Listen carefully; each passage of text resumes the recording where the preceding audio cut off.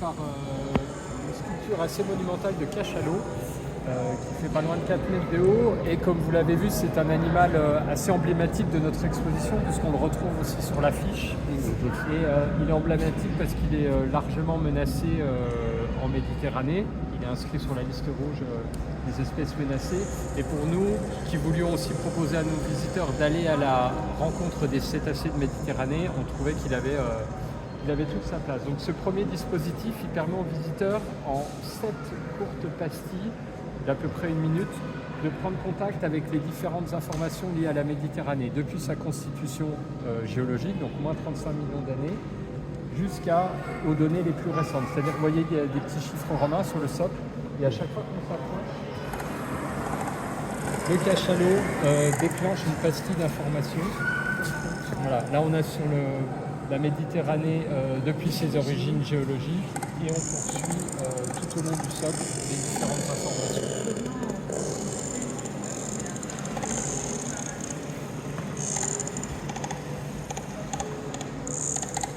Ici on a une pastille sur le cachalot.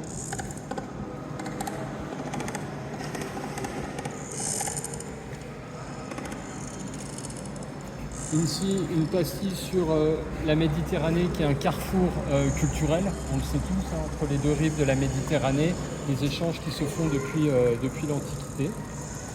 On poursuit ensuite sur la Méditerranée qui est une mer d'exception, 21 pays qui sont sur son pourtour, des données un petit peu, c'est la plus grande mer semi-fermée au monde, c'est la mer où s'exprime le plus le réchauffement climatique.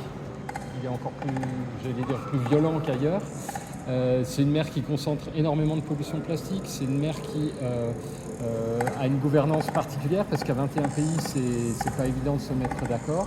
Et en retour, c'est une mer qui a une biodiversité exceptionnelle. C'est un hotspot de biodiversité, notamment animale, et qui, par ce seul fait-là, nécessite qu'on puisse la protéger et s'en occuper. Voilà. Donc en une petite dizaine de minutes, les visiteurs ont accès à des données